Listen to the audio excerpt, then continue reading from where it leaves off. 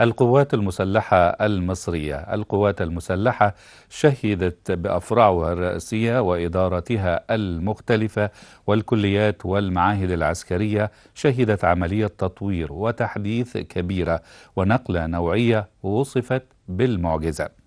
كان لمعهد ضباط الصف المعلمين نصيبا من عملية تلك التطوير، واشتمل التطوير على التطوير التعليمي والتطوير اللوجستي والتدريبي والبنية التحتية وتخصصات جديدة وانتقاء العناصر، حيث اشتمل التطوير على زيادة مدة الدراسة، وذلك لزيادة المحتوى التعليمي ولمواكبة التطور الذي يحدث في القوات المسلحة.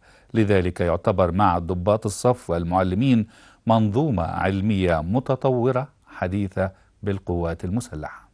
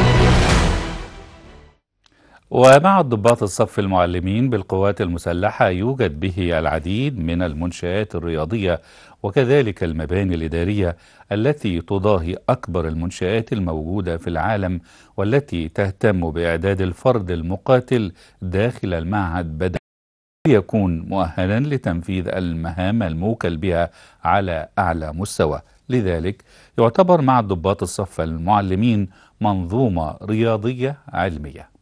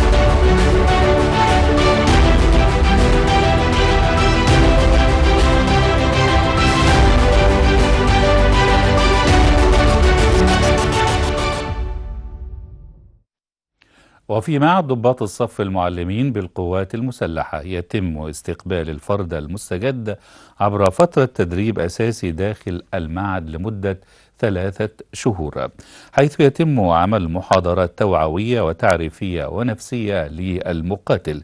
كذلك يتم تأهيل الفرد المقاتل من الناحية البدنية بصورة مكثفة، كما يتم التأهيل العلمي للمقاتل، وذلك وفقا لأحدث المناهج التي تواكب التطور الذي شهدته القوات المسلحة المصرية.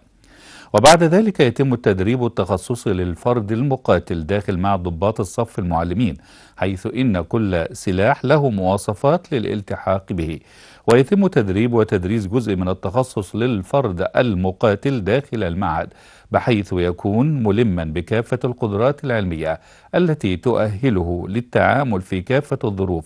لذلك يعتبر معهد ضباط الصف المعلمين قلعة الأبطال.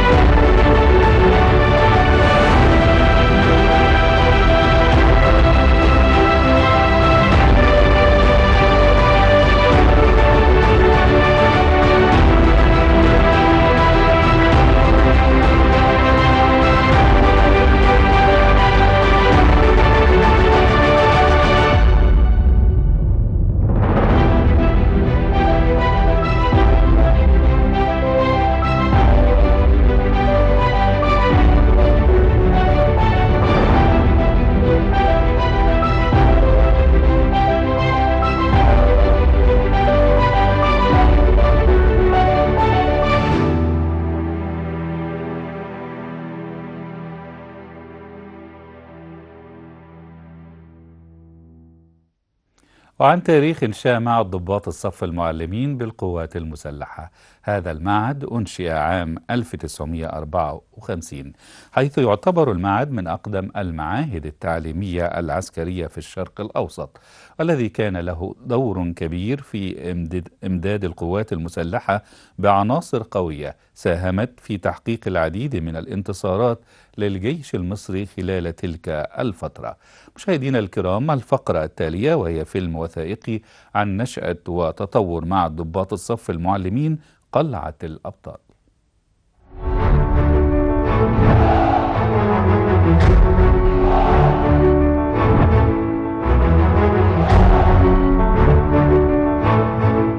هنا يعرف الجلد والصبر وقوة التحمل، فببأسهم الشديد وقوتهم وعزيمتهم تعلموا واكتسبوا المهارات العسكرية ليكونوا على درجة عالية من الجاهزية والاستعداد القتالي، لينضموا إلى القوات المسلحة الباسلة.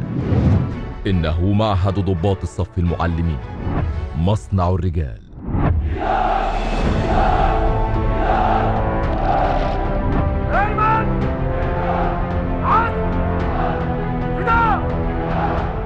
الذي يشكل أبناؤه ركيزة أساسية في تنظيم القوات المسلحة وفي قدرتهم على تنفيذ مهامهم وقتي السلم والحرب. لذا كان اهتمام القيادة العامة للقوات المسلحة باختيار وإعداد ضباط الصف المعلمين من خلال منظومة علمية وعملية متكاملة ومتطورة. تعود بداية إنشاء معهد ضباط الصف المعلمين إلى عام 1954 في منطقة منقبال بمحافظة أسيوط، ثم انتقل عام 1955 إلى معسكر أحمد عرابي بمنطقة التل الكبير. وعلى مدار سنوات متعاقبة قدم هذا المعهد العظيم لمصر ضباط صف تم إعدادهم بدنيا ومعنويا بأحدث الوسائل العلمية المتطورة في جميع المجالات.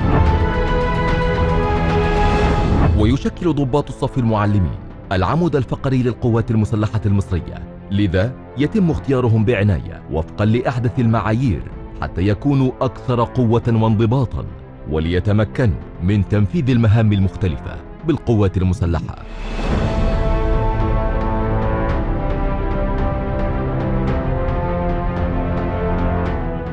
هنا في معهد ضباط الصف المعلمين يتم إعداد أبطال القوات المسلحة ووقودها البشري، فالاهتمام بالرياضة والقوة أمر بدا واضحا في ضباط الصف المعلمين، فهم جميعا يتمتعون بلياقة بدنية عالية المستوى. وتتناول موضوعات التدريب التعرف على جميع الأسلحة الفردية والأسلحة الخفيفة المعاونة، وتنفيذ مختلف أنواع الرمايات بمختلف أوضاعها.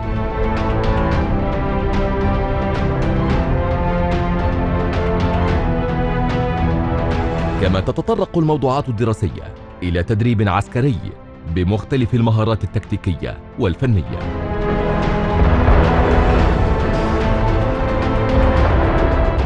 ولمواكبة التطوير والتحديث داخل معهد ضباط الصف المعلمين يتم الاهتمام برفع قدرات الدارسين للعمل على الحواسب، والتي أصبحت تشكل أحد المكونات الرئيسية في مختلف المنظومات القتالية والإدارية داخل القوات المسلحة. كما يتم الاهتمام برفع كفاءة الدارسين في اللغة الإنجليزية، والتي تمكنهم بعد انضمامهم للوحدات والتشكيلات من المشاركة في مهام الأمن والسلم الدولي. قاعات التدريب والتي تم تزويدها بأحدث التقنيات والتكنولوجيا للنهوض بالمعهد باعتباره المصدر الأساسي للقوات المسلحة لضباط الصف المعلمين. أقسام الأفرع الرئيسية للقوات المسلحة: القوات الجوية، القوات البحرية، قوات الدفاع الجوي. وفي هذه الأقسام يتم التعرف على أحدث الأسلحة والأنظمة والخصائص الفنية للأسلحة لكل فرع رئيسي. كان هدف القيادة المصرية الارتقاء بالمستوى التعليمي بجميع الأسلحة والنهوض بالمعهد باعتباره المصدر الأساسي لإمداد قواتنا المسلحة بضباط الصف المعلمين، وانتقائهم على مستوى عال من العلم والانضباط العسكري.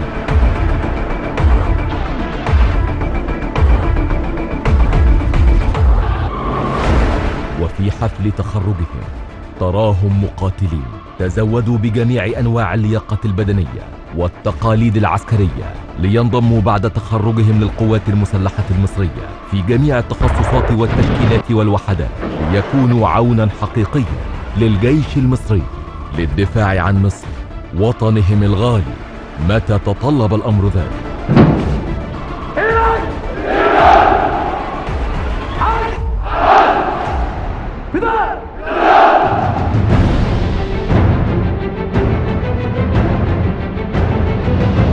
خريجو معهد ضباط الصف المعلمين هم فخر المصريين جميعا، فعند تخرجهم يستقبلهم أولياء أمورهم بالفرحة والتهنئة والفخر، فلقد أصبح لهم رجل في صفوف القوات المسلحة المصرية هذا الشرف الذي لا يضاهيه شرف، ويشاركهم الشعب المصري فرحتهم بانضمامهم للقوات المسلحة المصرية.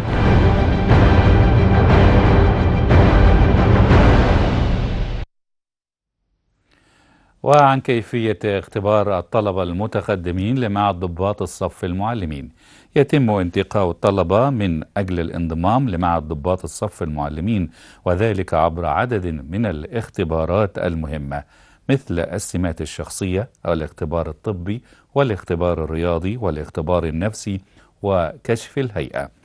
كما تم إنشاء حديثا جهاز العمل النفسي الذي يقوم بدور الاختبارات النفسية المتقدمة التي تعمل على اختبار الفرد ليكون مناسبا للانضمام لمعهد ضباط الصف المعلمين التابع للقوات المسلحة.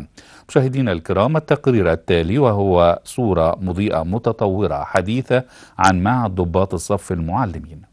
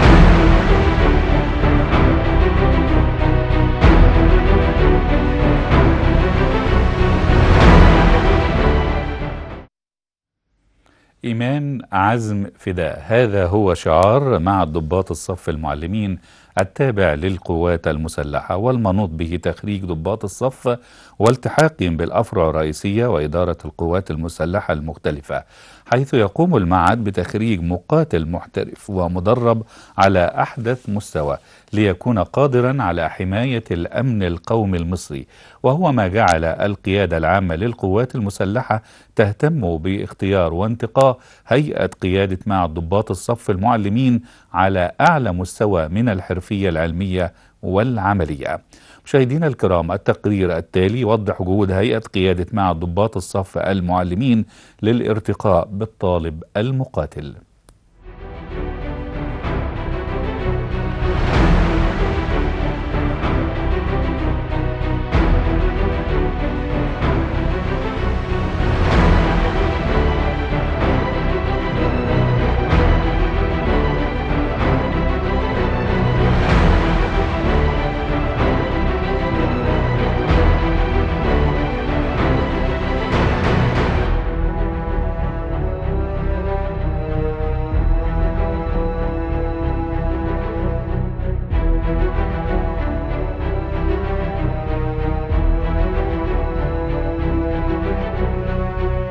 كل انضباط ودقة والتزام بيؤدي طالب معهد ضباط الصف المعلمين مهامه اليومية التدريبية. احنا دلوقتي داخل أرض الطابور الرئيسية وبالتزامن مع تنفيذ إجراءات التفتيش، وبنلتقي بسيادة العميد أركان حرب أحمد سالم قائد لواء الطلبة. أهلا بيك معنا يا فندم. أهلا يا فندم، مرحبا. نعرف من سيادتك يا فندم إزاي الطالب بالمعهد بيقضي يومه من بداية اليوم حتى نهايته في مهام عديدة تدريبية. اليوم عندنا هنا في معهد ضباط الصف يوم ثقيل جدا، بيبدأ بطابور اللياقة الصباحي وده لمدة ساعتين، بينتهي بطابور الإفطار. بتتحرك الطلبة من أرض الطابور من أراضي الطوابير المختلفة إلى قاعات الطعام، بتتناول وجبة الإفطار بتاعتها، وبعد كده بتتحرك من قاعات الطعام إلى أماكن الإيواء عشان تستحم وتغير اللبس بتاعها علشان تستعد للطابور التفتيش اللي احنا موجودين فيه مع حضرتك دلوقتي. بعد كده بتتحرك الطلبة من أرض الطابور الرئيسية وبيروحوا على أماكن التدريب. في أماكن التدريب في ميادين تدريب عديدة بيتم تدريب الطلبة فيهم، وبعد نهاية اليوم التدريبي بيتحرك الطلبة ويرجعوا تاني لأرض الطابور الرئيسية عشان يحضروا طابور الغداء، وبيروحوا على قاعات الطعام بيتناولوا الطعام بتاعهم، وبعد تناول الطعام بيرجعوا تاني لأرض الطابور الرئيسية عشان ينفذوا أعمال وأنشطة ما بعد الظهر. وأنشطة ما بعد الظهر بتنتهي تقريبا بطابور الهتاف، وبيتم التمام على الطلبة والتأكيد على النقاط اللي ظهرت خلال التدريب، على نقاط الضعف ونقاط القوة اللي ظهرت خلال فترة التدريب اليومي. وبيتم عرض الأحداث الجارية من خلال شاشتين موجودين في أرض الطابور، الأحداث الجارية سواء كانت داخل أو خارج البلاد، وبعديها بيتحرك الطلبة على فرق المذاكرة لاستذكار ومراجعة دروسهم مع المعلمين. بينتهي فرق المذاكرة ومراجعة الدروس مع المعلمين بطابور العشاء. بعد طابور العشاء بيتحرك الطلبة على أماكن الإيواء للاستحمام والاستعداد لنوبة نوم.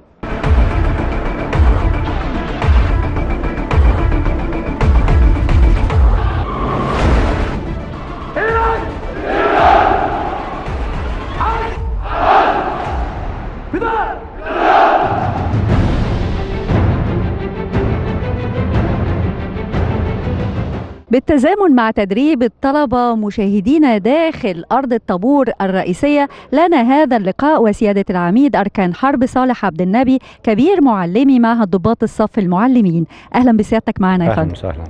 نتعرف من حضرتك يا فندم على المراحل الدراسية اللي بيمر بيها الطالب داخل المعهد. بيمر الطالب بالمعهد أثناء فترة الدراسة وبعد تطوير مدة الدراسة من 24 شهر إلى 34 شهر بأربع أقسام دراسية، وهي القسم الأساسي، الإعدادي، المتوسط، النهائي. القسم الأساسي بيتم التركيز فيه على موضوعات التعليم الأولي لتحويله من فرد مدني إلى عسكري، والتدريب على موضوعات الأسلحة المختلفة، وبيتم التنفيذ أيضا الرماية في كل مرحلة، وبيتم التركيز على التدريب العملي لإكساب الطالب المهارات اللي بتؤهله كضابط صف معلم بعد التخرج. ثم القسم الإعدادي ويتم فيه الارتقاء بمستوى الطالب في موضوعات مختلفة زي الرماية، الطبوغرافيا، المهارة، فن القتال، وده بيكون لتأهيل الطالب على الموضوعات التخصصية. بالإضافة بينتقل الطالب للتدريب الخارجي بمراكز التدريب المختلفة زي البحرية، الجوية، والدفاع الجوي. ثم القسم المتوسط. القسم المتوسط وبيتم التركيز فيه على الموضوعات التخصصية لكل طالب طبقا لطبيعة تخصصه، مع الوضع في الاعتبار على تأهيل الطالب بفرق ودورات تخصصية مثل الرماية، اللياقة البدنية، أساليب التعليم الحديثة، وده بيكون الطالب مهم بمهامه بعد التخرج. ثم القسم النهائي ويتم فيه الارتقاء بمستوى التدريب العملي للطالب في جميع الموضوعات، وذلك بما يجعله جاهز للاندماج والانخراط داخل صفوف القوات المسلحة. وأثناء تلك الأقسام الأربع أقسام التي يمر بها الطالب خلال فترة دراسته بالمعهد يتم حصوله على فرقة الصاعقة الرائية أو الأساسية، وذلك لجعله ضابط صف قادر على تحمل الضغوط. ده مع طاقم يا فندم لتخريج رجال أبطال. شكرا. شكرا جزيلا يا فندم.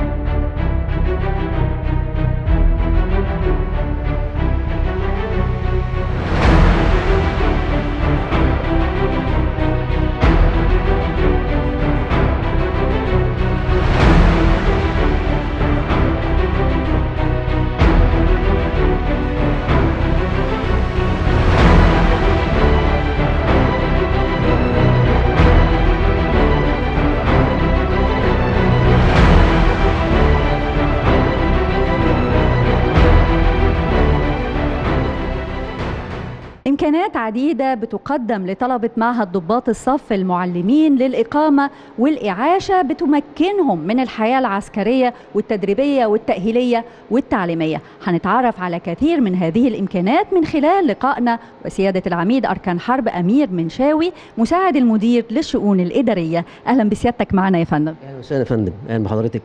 نتعرف من حضرتك يا فندم على كيفية توفير الإعاشة والإقامة للطلبة على أحسن وجه. بسم الله الرحمن الرحيم. الشؤون الإدارية بما تمثله من تعيينات ومهمات وخدمات طبية بتوفر كل سبل الإقامة والإعاشة للطلبة داخل معهد ضباط الصف المعلمين.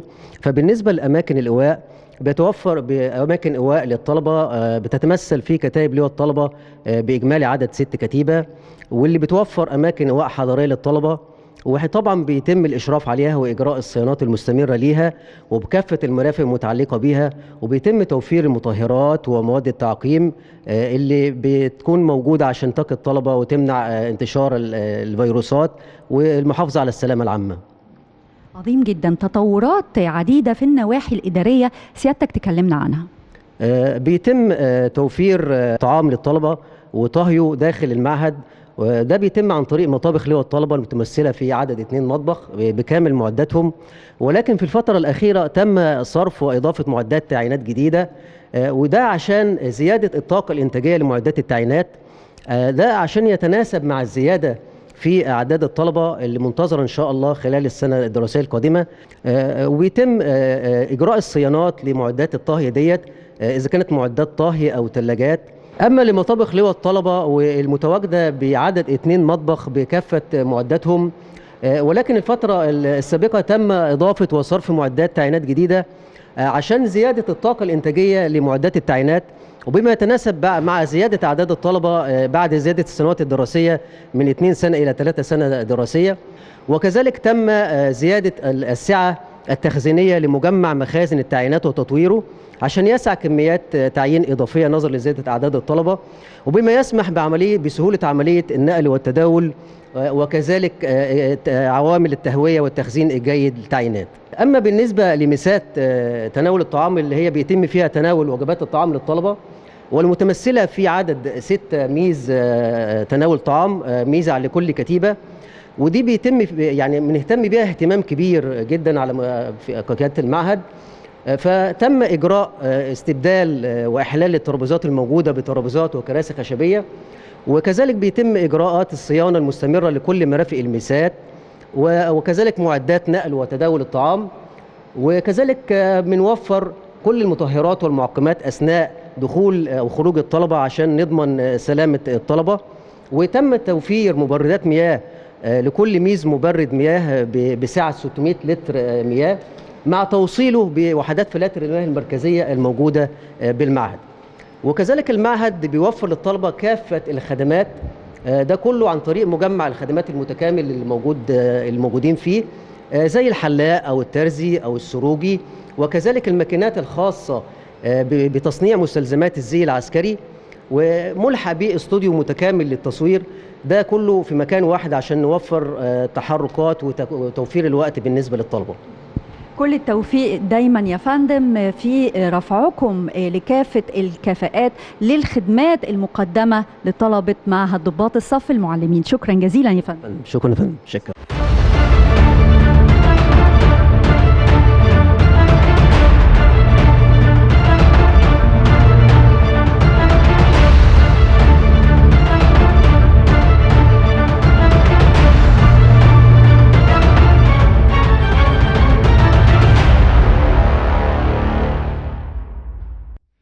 وكذلك تضمنت أعمال التطوير داخل معهد ضباط الصف المعلمين بالقوات المسلحة إقامة العديد من المنشآت التعليمية والإدارية والرياضية وكذلك الترفيهية، وشملت الأجنحة التعليمية والقاعات الدراسية المجهزة بأحدث التطبيقات التكنولوجية، وكذلك نظم المعلومات وأيضا الوسائل التعليمية، وإنشاء معمل متكامل للغات والحواسب الآلية، وكذلك إنشاء مكتبة علمية.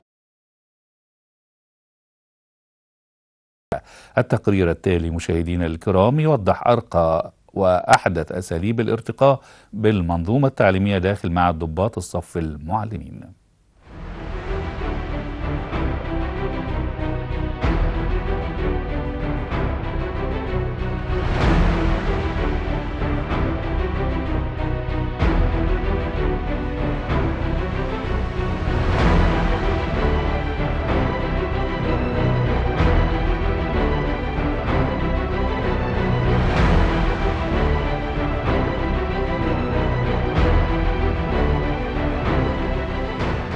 وانتقلنا مشاهدينا لمكتبة معهد ضباط الصف المعلمين، وبنلتقي برئيس فرع التعليم بالمعهد سيادة العقيد أركان حرب مصطفى حامد أبو العزم. أهلا بسيادتك معنا يا فندم. أهلا وسهلا بك. نتعرف من حضرتك على كيفية تطوير العملية التعليمية داخل المعهد. في البداية بحب أعرف حضرتك إن إحنا العملية التعليمية داخل المعهد بيتم تطويرها باستمرار من خلال 4 ركائز أساسية، ودول اللي بيمثلوا المنظومة التعليمية داخل المعهد، ودول بيتمثلوا فيه أول حاجة المرجع، تاني حاجة المعلم، تالت حاجة مساعدات التدريب، رابع حاجة وآخر حاجة معانا وهي الطالب نفسه. دي ال4 ركائز اللي بيعتمد عليها تطوير العملية التعليمية، حضرتك تشرحهم لنا بالتفصيل. أول حاجة معانا المرجع الشامل، وده بنحاول نقدم للطالب مرجع يتناسب مع مستوى الطالب داخل المعهد، مستوى الدراسي للطالب. الحاجة التانية إن بنحاول نخليه دايما بيضم كل ما هو حديث داخل وخارج القوات المسلحة من خلال المواد العسكرية والمواد المدنية اللي بتدرس للطالب ضمن المنهج أثناء دراسته داخل المعهد. الحاجة التانية وهو المعلم، وده بيتم انتقائه بعناية خاصة من خلال ضباط الصف المعلمين اللي بيضموا حديثا على المعهد. بيتم عقد دورة تدريبية مكثفة ليهم، وبيتم انتقاء أفضل العناصر اللي تصلح إن هي تصبح معلمين داخل المعهد. تالت ركيزة معانا يا فندم وهي مساعدات التدريب، ودي الوسيلة اللي بيستخدمها المعلم لنقل المعلومة بسهولة ويسر من المرجع للطالب. وبصراحة هنا المعهد بيوفر مساعدات تدريب متميزة ومتنوعة، وأمثلة لمساعدات التدريب اللي موجودة داخل المعهد احنا عندنا شاشات اوت دور، شاشات اندور، سمارت بورد، لوحات، ماكيتات، مجسمات، ودي بتتيح للمعلم ان هو يختار وسيلة التعليم او مساعدة التدريب المناسبة للموضوع اللي بيقوم بتدريسه. رابع ركيزة معانا وهي اهم ركيزة وهو الطالب نفسه. الطالب نفسه بيتم اختياره من آلاف الطلاب اللي متقدمين للمعهد، ويشترط لدخوله للمعهد ان هو يكون مضى في الامتحانات المؤهلة لدخول المعهد. وفور دخول الطالب المعهد بنبدأ نشتغل معاه من خلال 3 اتجاهات أساسية ورئيسية. أول اتجاه فيهم هو الانضباط العسكري، وده بيتم بصورة مكثفة أثناء فترة المستجدين والقسم الأساسي، لأن في الفترة دي احنا بنحول الطالب من الحياة المدنية للحياة العسكرية. صحيح، بتبتدوا بالانضباط العسكري مع الطالب، صحيح دي أهم حاجة، وبعد كده بتستمروا مع الطالب لمراحل عديدة حتى يصبح مؤهل تأهيل كامل داخل معهدكم. نعرف يا فندم بقية المراحل. طيب المرحلة الثانية عندنا وهي اللياقة البدنية، ودي بنبدأ نشتغل مع الطالب من أول يوم ليه جوه المعهد لحد ما يتخرج، وبنبدأ نعلى بالمعدلات الاختبارية بحيث إننا نطلعه بأفضل معدلات لياقة بدنية قبل التخرج. الحاجة الثالثة معانا وهي المستوى التعليمي والمستوى الثقافي للطالب، وده بصراحة احنا بنحاول ندرس للطالب مواد عسكرية، مواد مدنية، نظم ومعلومات، لغات، وبنعقد دورات مع مدرسين زائرين بحيث اننا نعمل لهم نقل خبره ومحاضرات توعيه، بالاضافه الى دورات مكثفه بيتم عقدها للطالب بحيث ان انا اطلع ضابط صف شامل كفء قادر ان هو يفيد الوحده بتاعته ويفيد القوات المسلحه بالكامل، بالاضافه انه قادر ان هو ينفذ اي مهمه باحترافيه عاليه. روح قتالية بنلمسها بالفعل داخل طالب معهد ضباط الصف المعلمين. انتوا حضراتكم بتلمسوا ردود أفعالهم ازاي تجاه كل ما يتلقوه من مواد تعليمية وخلافه؟ طبعا الطالب احنا الموضوع كله بيتمثل في التدرج في التدريب. احنا بنبدأ معاه بمستوى طالب مدني لسه بنحوله من الحياة المدنية للحياة العسكرية، بعد كده بنبدأ نعلى معاه في الثلاث اتجاهات اللي كلمت حضرتك فيهم بحيث ان انا في الاخر اطلعه ضابط صف شامل محترف. شكرا جزيل الشكر يا فندم. شكرا ليكي.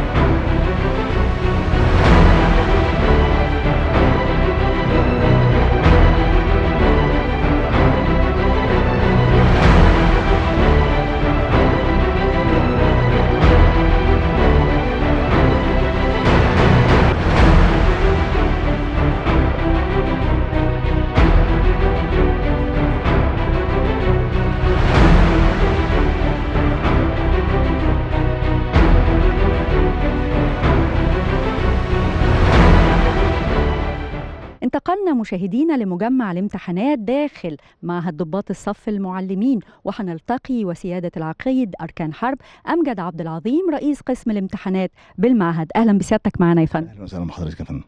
نتعرف من حضرتك على كيفية قياس المستوى التعليمي للطالب داخل المعهد.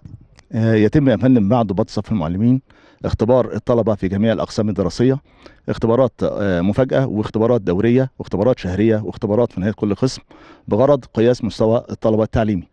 تم يا فندم تطوير منظومة الاختبارات داخل معهد ضباط الصف المعلمين بدلا من منظومة ورقية إلى منظومة إلكترونية مميكنة تفيد يا فندم المنظومة ديت في العديد من المزايا، من أهمها يا فندم سرية الاختبارات، عدم اشتراك العنصر البشري في تحليل ورصد النتائج، وتوفير الوقت والجهد. كل التوفيق يا فندم، وده ما تميزكم. شكرا يا فندم.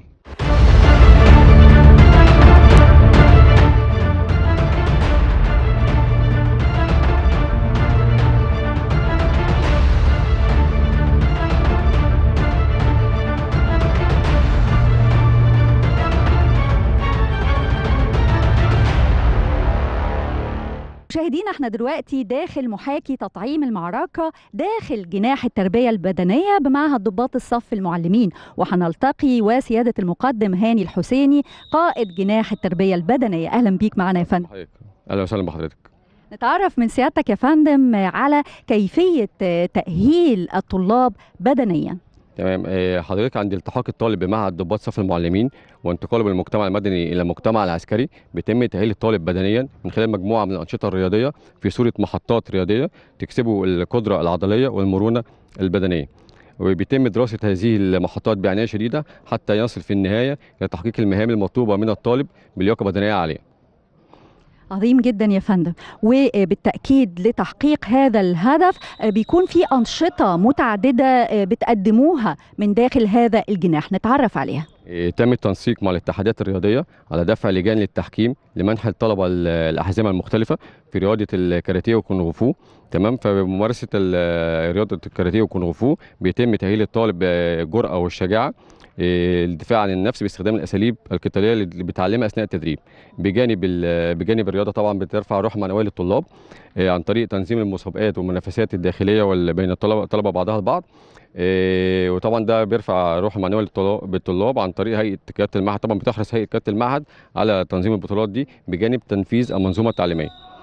وايضا تم تجهيز عدد من ميادين الكروسفيت، الهدف منها الارتقاء بمستوى الطلاب في اللياقه البدنيه. وايضا تم انشاء ميدان محاكي المعركه اللي هو خلفنا دلوقتي ده. تمام. بالهدف منه، او هو عباره عن ميدان موانع متطور، الهدف منه تنميه جميع عناصر اللياقه البدنيه للطلاب. وفي نهايه السنه الدراسيه بيتم اختبار الطلبه في اللياقه البدنيه واجتياز الضاحيه، وايضا تنفيذ قفزه الثقه الذي تعتبر اهم شروط نقل الطلاب من قسم لقسم اخر السنه الدراسيه التي تليها يعني.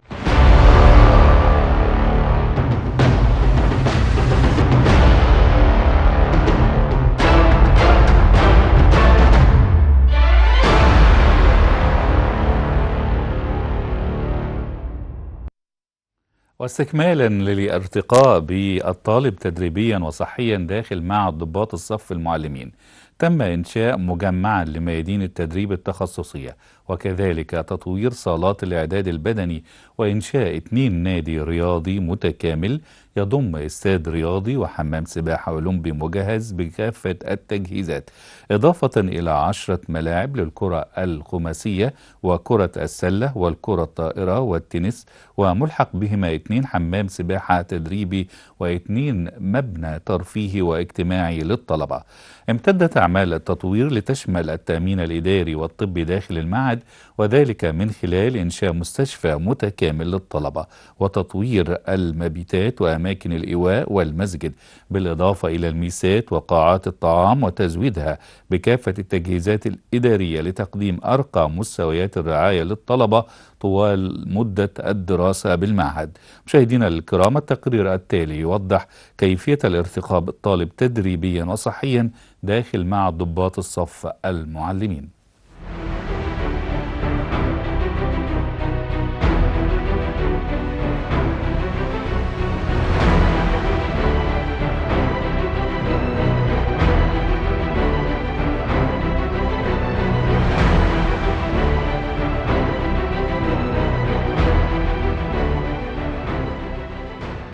نستكمل جولتنا مع حضراتكم مشاهدينا داخل معهد ضباط الصف المعلمين، وانتقلنا لفصل الرماية الجافة، وهنتعرف من خلال لقائنا بالأسلوب المتبع للارتقاء بمستوى الرماية للطلاب. من خلال هذا اللقاء مشاهدينا وسيادة الرائد عبد الحميد إمام قائد جناح الرماية، أهلا بسيادتك معنا يا فندم. أهلا فندم بحضرتك، أهلا وسهلا بيكم.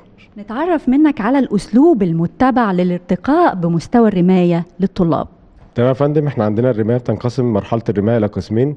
القسم الأول مرحلة التدريب الأساسي للطالب، وفيها الطالب يتعرف على الأسلحة المختلفة ويتعرف على الخواص الفنية والتكتيكية لكل سلاح، ثم التدرج بموضوعات الرماية المختلفة، منها التدريب الجاف بوسائل التعليم الحديثة لاكتساب الثقة واكتشاف أخطاء الرمي الشخصية، ثم التدرج في الصعوبة والوصول إلى الاحترافية، والتحول من الرماية التقليدية إلى الرماية الغير نمطية بالأوضاع المختلفة، بحيث يبذل الطالب مجهود يحاكي الأعمال القتالية التي تنفذ في العمليات. والمرحلة الثانية يا فندم عندي بتتم داخل ميدان الرماية، هي الرماية الفعلية، وفيها بيتم تلقين الطلبة على إجراءات العمل داخل ميدان الرماية، اتباع احتياطات أمن الميدان، شرح التمرين بالتفصيل، وعدم الوقوع في أخطاء الرمي الشخصية. دام ارتقائكم يا فندم بمنظومة الرماية داخل المعهد، شكرا جزيلا يا فندم. شكرا لحضرتك.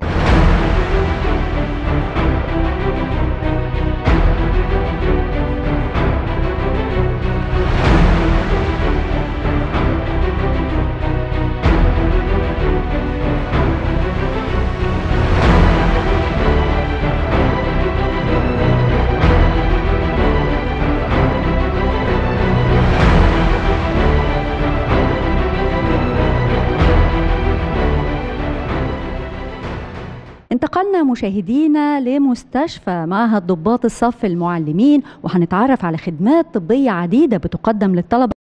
قائد المستشفى، أهلا بسيادتك معنا يا فندم. أهلا بسيادتك، أهلا وسهلا.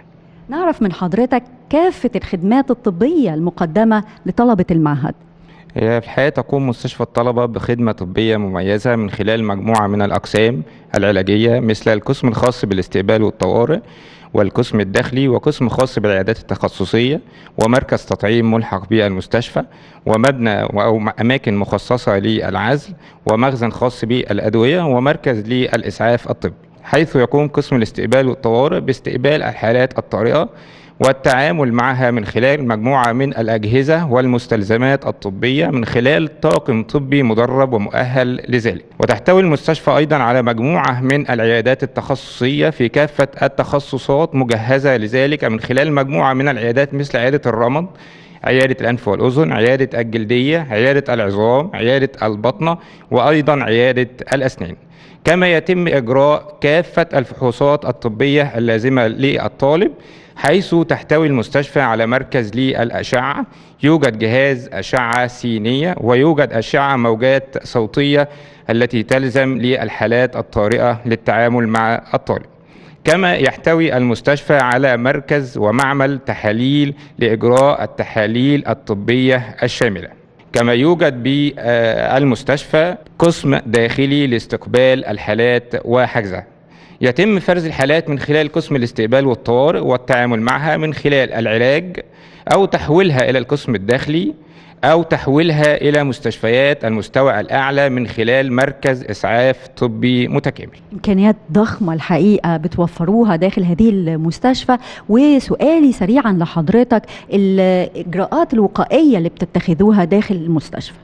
إلى جانب الإجراءات الاحترازية التي يشدد عليها المعهد وقيادته بصورة دائمة، يوجد بالمستشفى ويلتحق بها مركز خاص بتلقي التطعيمات واللقاحات اللازمة للطالب والأمصال المختلفة، مثل التلقيح أو الأمصال الخاصة بالإنفلونزا الموسمية، والالتهاب الكبدي الوبائي، والالتهاب السحائي، والتطعيم الخاص بفيروس كورونا المستجد، وغيرها من التطعيمات الأساسية والإضافية التي تلزم الطالب.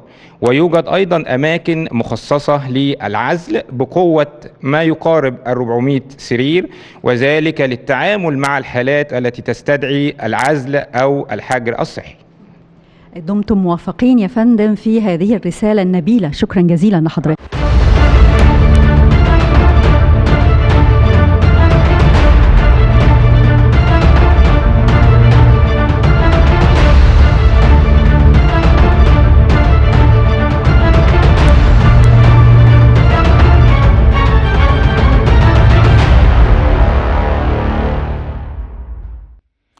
مع ضباط الصف المعلمين بالقوات المسلحة طفرة نوعية، تطوير وتحديث المعهد بأحدث الإمكانيات، ونقلة نوعية وحضارية لمعهد ضباط الصف المعلمين بالقوات المسلحة.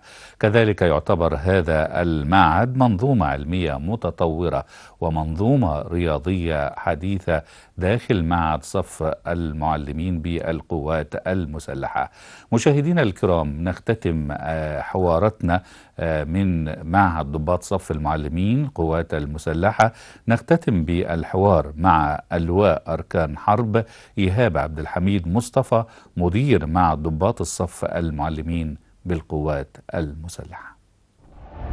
بأسه شديد، عزمه من حديد، بالتأهب والتدريب عطاؤهم لا ينضب، صبرهم لا ينفد، ملامحهم تدل عليهم، وحاضرهم يشير إليهم بالجاهزية والاستعداد. أثبتوا أنهم عماد القوات المسلحة، فخرها وركيزتها الأساسية، أملها لتنفيذ أقوى المهام القتالية. معهد ضباط الصف المعلمين، قلعة الأبطال. معهد عسكري تعليمي صانع للرجال صانع للأبطال، معهد ضباط الصف المعلمين، واللي هنتعرف مشاهدينا على طبيعته النهارده وكمان على أهم مهامه وشروط الالتحاق بيه ومدى عراقته وتاريخه من خلال لقائنا وسيادة اللواء أركان حرب إيهاب عبد الحميد مصطفى مدير معهد ضباط الصف المعلمين. أهلا بسيادتك معنا يا فندم. أهلا بحضرتك في العمل. أهلا بيك. في البداية يا فندم نحب نتعرف على طبيعة هذا المعهد العريق. معهد ضباط الصف المعلمين هو نواة قواتنا المسلحة المنوط لها بها تدريب وتأهيل الطلبة المتطوعين لإمداد القوات المسلحة وضباط الصف على درجة عالية من الكفاءة القتالية والعملية في كافة التخصصات بمهمة الدفاع والزودة عن أرض الوطن وحمايته. هذه الدرجة من الكفاءة العالية للتأهيل والتدريب بالتأكيد راجعة لتاريخ طويل وعراقة لهذا المعهد. نعرف من سيادتك يا فندم تاريخ نشأة هذا المعهد ومدى عراقته. هو أنشئ المعهد مايو 1954 تحت مسمى مدرسة ضباط صف المعلمين، وكان يتبع لتدريب الجيش بمنطقة منقباد محافظة أسيوط. صدرت النشرة برقم 9 بتعيين أول قائد للمدرسة مقام محمد إبراهيم سلامة من سلاح المشاة ليكون أول قائد للمدرسة اعتبارا من 31 مايو 1954.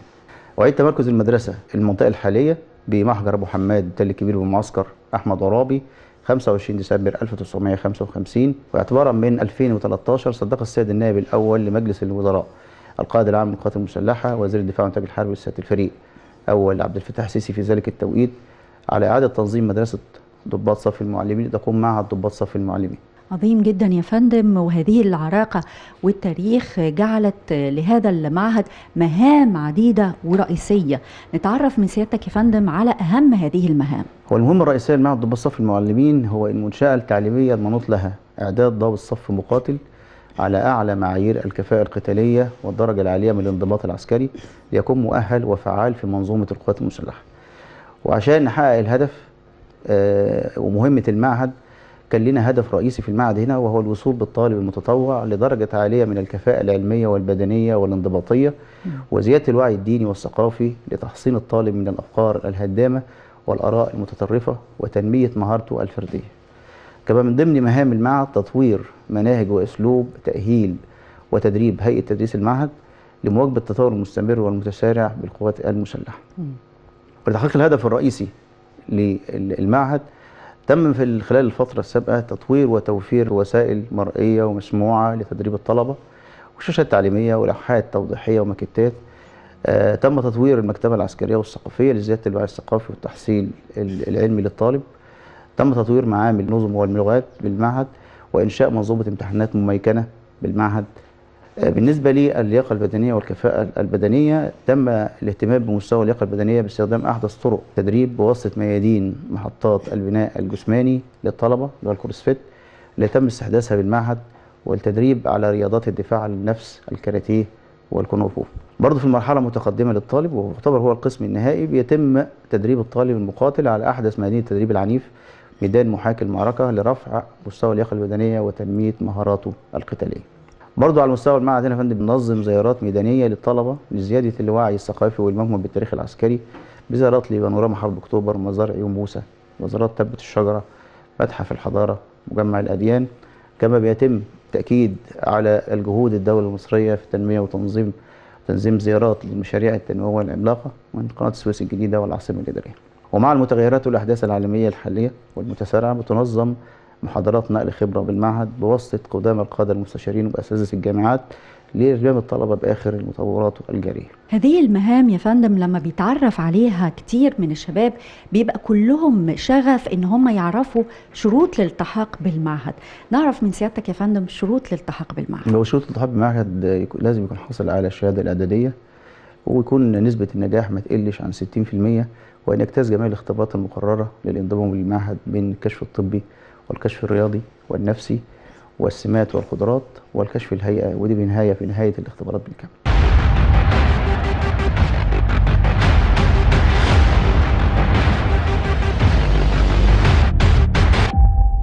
بعد جولتنا مشاهدينا مع حضراتكم داخل نقاط عديدة بمعهد ضباط الصف المعلمين وتعرفنا على مهام وقدرات تدريبية وتأهيلية عالية، بنستكمل مشاهدينا حوارنا وداخل نقطة أخرى بالمعهد مع سيادة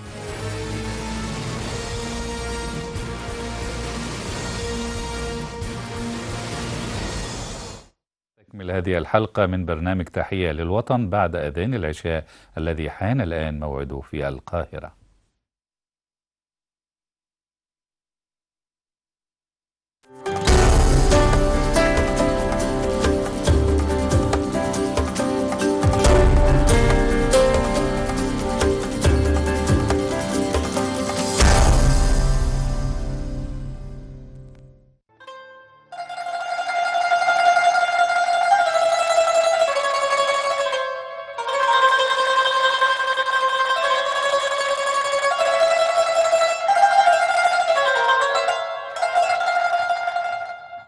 الله أكبر الله أكبر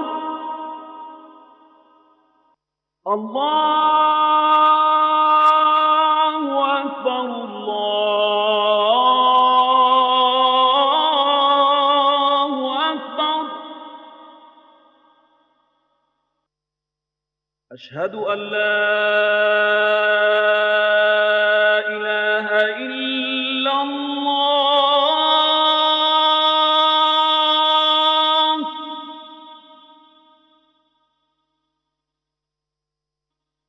أشهد أن لا إله إلا الله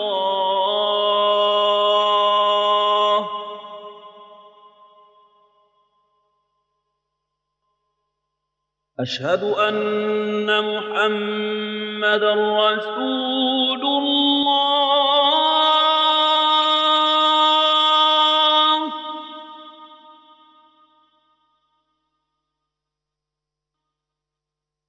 أشهد أن محمدًا رسول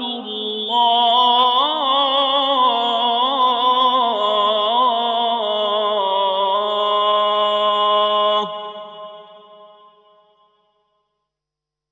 حي على الصلاة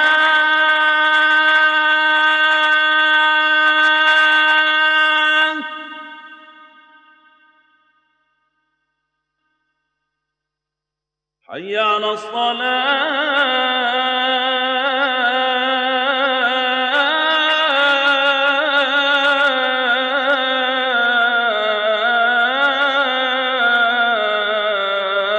الصلاة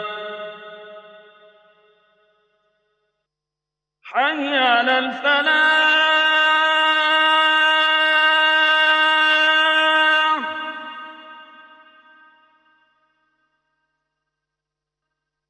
حي على الفلاح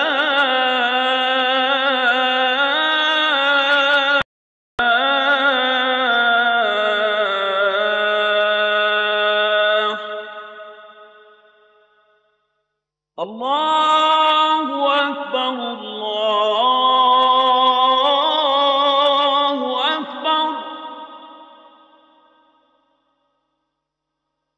لا إله إلا الله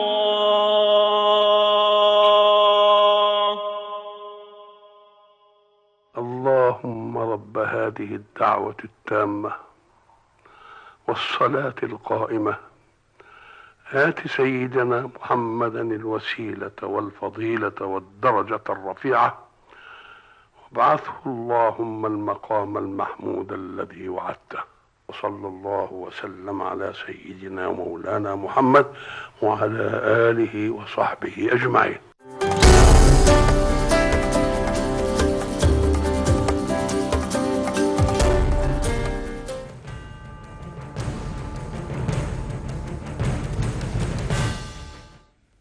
مشاهدينا الكرام، ونستكمل الحوار مع اللواء أركان حرب إيهاب عبد الحميد مصطفى مدير معهد ضباط الصف المعلمين والزميلة نادية محمود.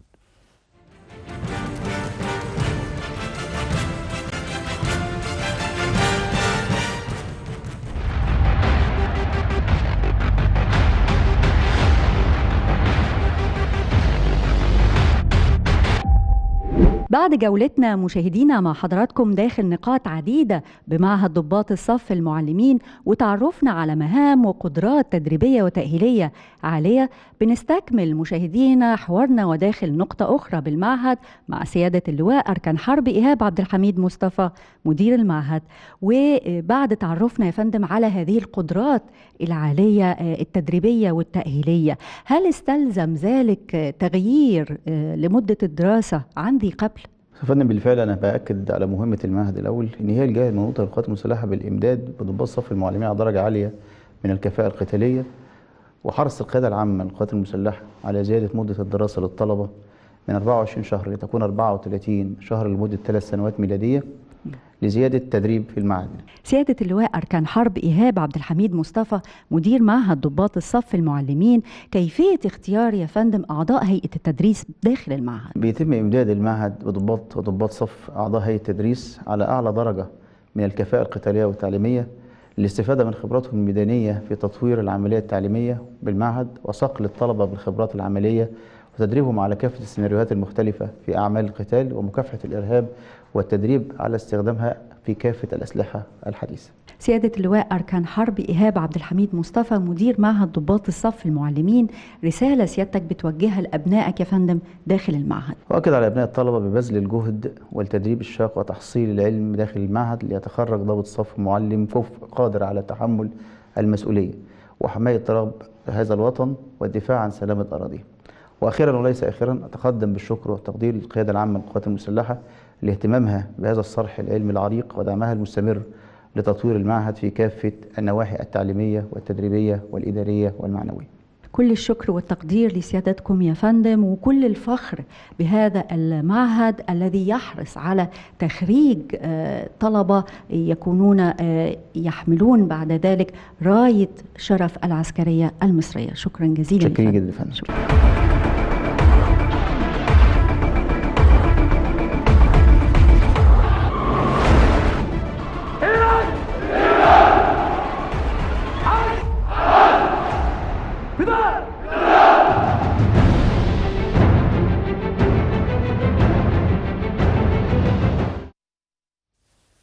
مشاهدينا الكرام، خلال حلقتنا من تحية للوطن تابعنا معكم تطوير وتحديث معهد الصف المعلمين بالقوات المسلحة. كان هذا التحديث من الناحية العلمية المتطورة، وكذلك تطوير المنظومة الرياضية وتطوير الناحية الصحية للطلبة، وكذلك الجانب الثقافي والعلمي للطلبة الملتحقين بالمعهد، وده كله من أجل إعداد الفرد المقاتل داخل المعهد بدنيا ورياضيا. عاشت مصر بسواعد أبنائها المخلصين الذين يضحون بكل غالي ونفيس من أجل مصرنا الحبيبة. مشاهدينا الكرام، إلى هنا نكون قد وصلنا إلى ختام هذه الحلقة من برنامج تحية للوطن. شكرا لكم وإلى اللقاء.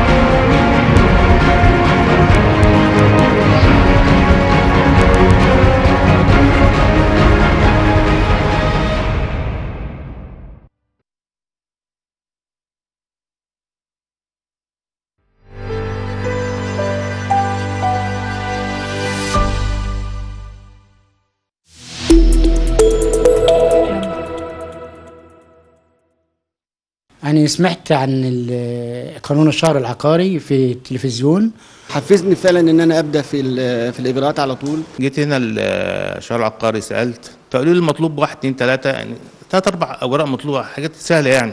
فبصفتي عندي طلبات كتيره في الشهر العقاري وكانت ويت بالنسبه للطلبات اللي هنشتغلها، فبدات اخد طلب من الطلبات كتجربه لقانون الشهر الجديد وبدات اقدمه. والناس وجهونا للخطوات، حتى انا عملت كل الاجراءات بايدي انا، ما احتجتش لحد يعني.